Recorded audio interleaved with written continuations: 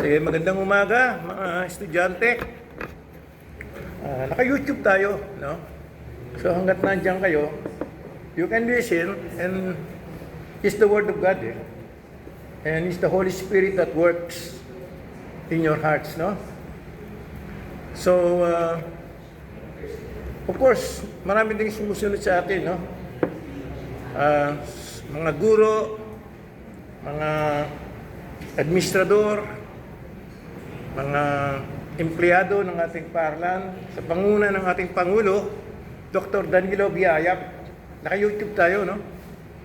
At meron tayong mga family members sa labas na sumusunod sa atin, the Umali and Valeriano and related families, their friends, relatives, no? Then, of course, all those who belong to other churches, our brothers and sisters in Christ, all over the world, they're following us through the YouTube. Of course, the members of my family, my wife, children, grandchildren, relatives and friends.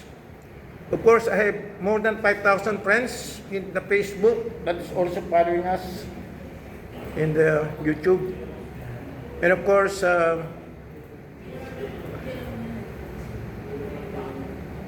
all those who are in the Facebook may follow us and subscribe in the YouTube.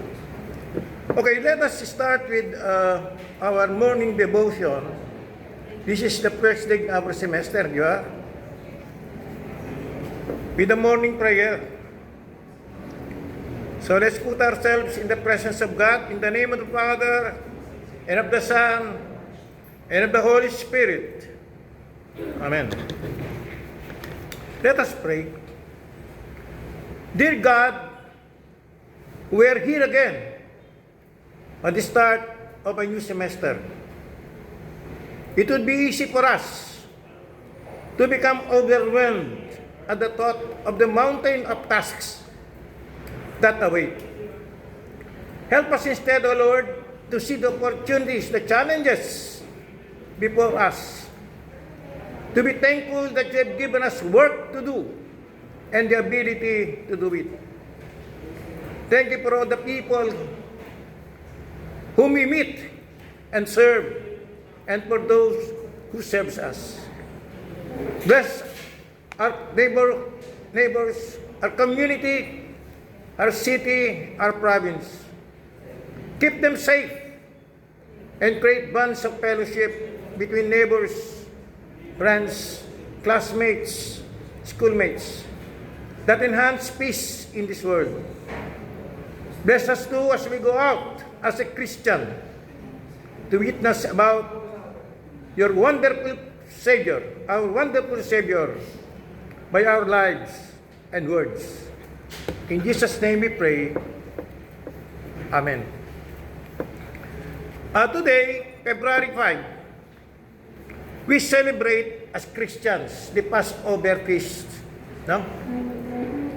Well, of course, I will read to you Exodus chapter 12, verses 1 to 14, and then later Psalm 146. I'm going to read this in the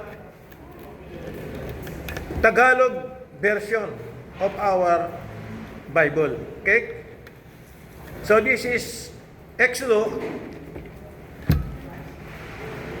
chapter 12, 1 to 14. By the way, the title of our meditation today is Remembering Our Freedom. Ulitin ko, Remembering Our Freedom. Okay? Ang pamagat nito ay Pista ng Pasko. And this is being celebrated by all Christians all over the world. Okay? Sinabi ni Yahweh kina Moses at Aaron sa Ehipto, mula ngayon, ang buwang ito ang siyang magiging unang buwan ng taon para sa inyo. At sabihin ninyo sa buong sambayanan na sa ikasampung araw ng buwan ito, bawat pamilya ay pipili ng isang tupa o batang kambing para sa kanila. Ano ito Ito ay ano ng mga Hudyo, no? Practice to ng mga Hudyo. Okay? Base sa kanilang reliyon, sa kanilang kultura. Okay? Kung maliit ang pamilya at hindi makauus ng isang buong tupa, magsasalo sila ng malapit sa kapitbahay na hindi rin makakaubos ng isang buo. Ang dami ng magsasalo-salo sa isang tupa ay ibabatay sa dami ng makakain ng bawat isa. Ito yung kanilang sinusunod na pamamaraan, okay? Sa pagsa-celebrate ng pista ng Paskwa, the Passover feast. Okay? Kailangan lalaki ang tupa o ang kambing. Isang taong gulang, walang kapintasan. Alagaan ito hanggang sa 14 na buwan. At sa kinagabihan, sabay-sabay napapatayin ng buong bayan ang kani-kanilang inaalagaang hayop. Okay? Yun yung how they celebrate their Passover feast. Okay? Kukuha sila ng dugo nito at ipapakid sa magkabilang poste at itaas ng pintuan ng bahay na kakainan ng tinatay na hayop. Sa gabi rin yun, lilitsunin ito at kakain kasama ng tinapay na walang pampasa at ng mapapait na gulay. Yan Yan yung kanilang practice Okay? Huwag ninyong kakainin ng hilaw o nilaga ang hayop, kundi lilitsunin ninyo ito ng buo kasama ang ulo, ang mga pata at ang laman loob. Huwag kayong magtitira para sa kinabukasan. Kung may matira, kailangang sunugin kinaumagahan. Okay? Kapag kakainin ninyo ito, dapat nakabihis na kayo, nakasandalyas at may hawak na tungkod. Magmadali kayo sa pagkain nito. Ito ang Paskwa ni Yahweh. So, yun yung katuruan, ang gagawin ng mga Hudyo noong panahon yun. Okay? Of course, hindi natin ginagawa ngayon. Sa gabi ngayon, lilibutin ko ang buong Ehipto at papatayin ang lahat ng panganay na lalaki, maging tao man o hayop, at paparusahan ko ang lahat ng Diyos-Diyosan sa Ehipto. So, yun ang mangyayari. Mamamatay ang marami. Okay? Pati hayop. Maraming tao, hayop. Sa Ehipto. Okay? Ako si Yahweh, Diyos-Diyosan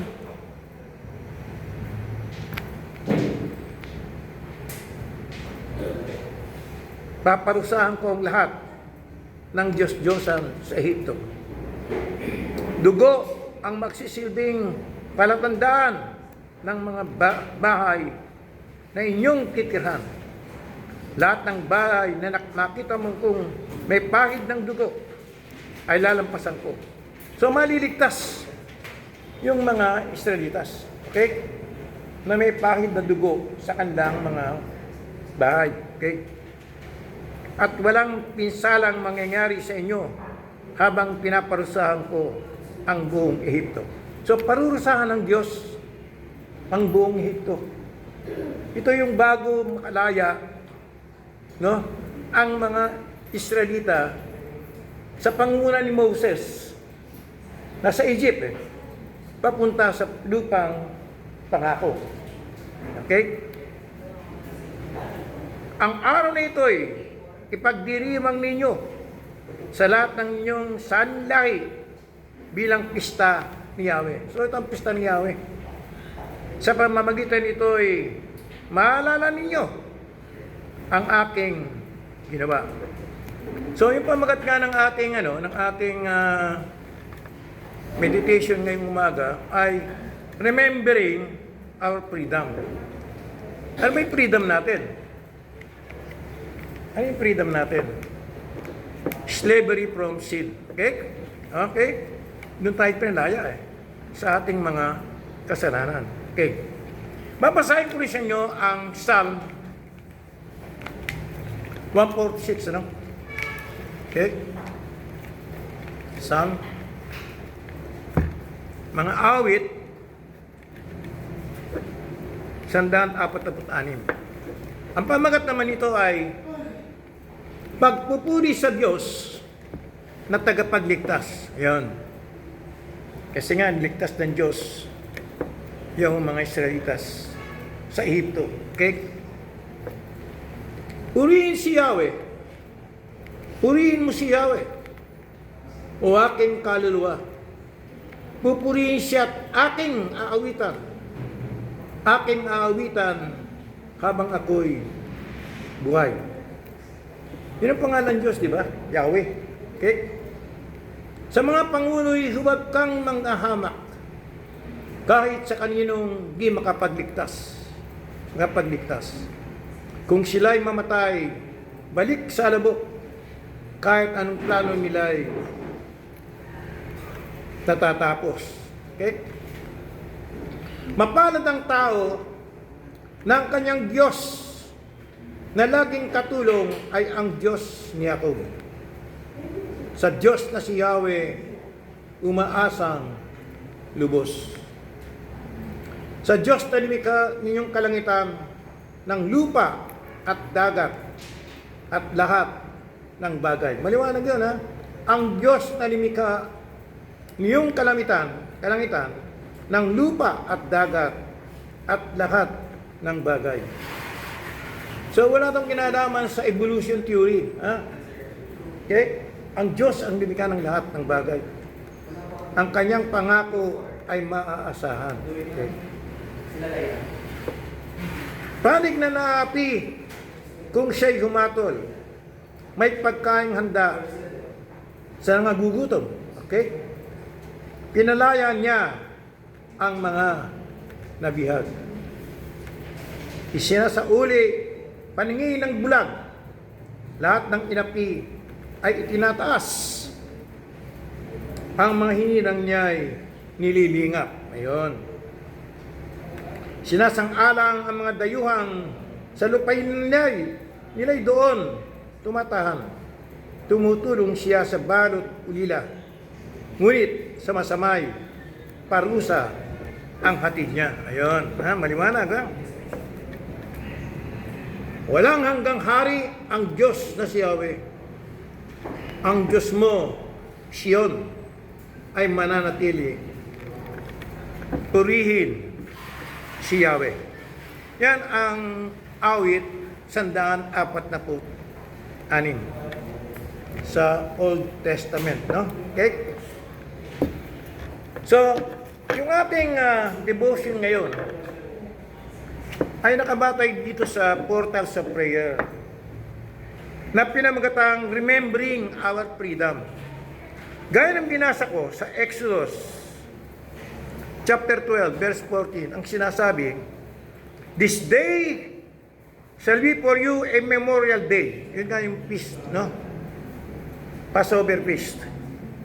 "And you shall keep it as a feast to the Lord throughout your generation."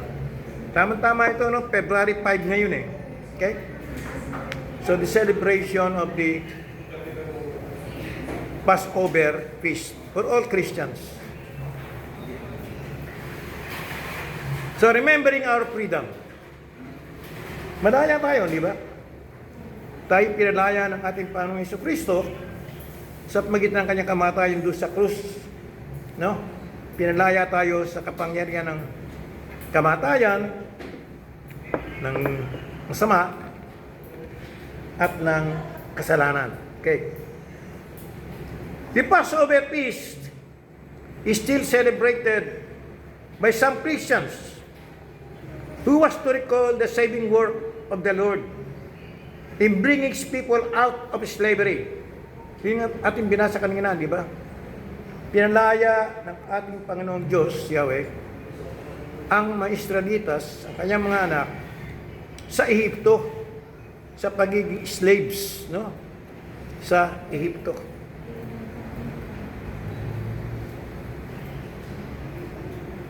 The blood on the doorpost, yun yung mga tinabasa kanina, no?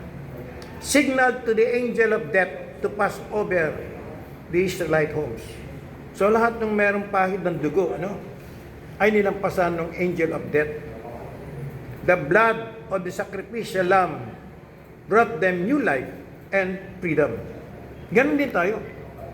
Sa pagitan ng dugo ng ating Panginoong Jesucristo na nabuhos doon sa krus, tayo ay kanya nang niligtas sa kamatayan at kasalanan. Jesus understood the depths of this story very well. Okay? He was celebrating the Passover with his disciples when he said, "This cup that is poured out for you is the new covenant in my blood." That is in Luke 22 verse 20. Mababasa natin yun, no? Sa Lucas, Kabanatang 2, Talatang 20. What an electrifying statement in his words. Lives the promise of a new life. So lahat tayo may bagong buhay, di ba? The promise of a new life. Pinaniwalaan ba natin ito? Dapat nga, lahat ng promises ni Lord, no? Pinaniniwalaan natin, di ba? So He promised us a new life. May new life na tayo ngayon, di ba?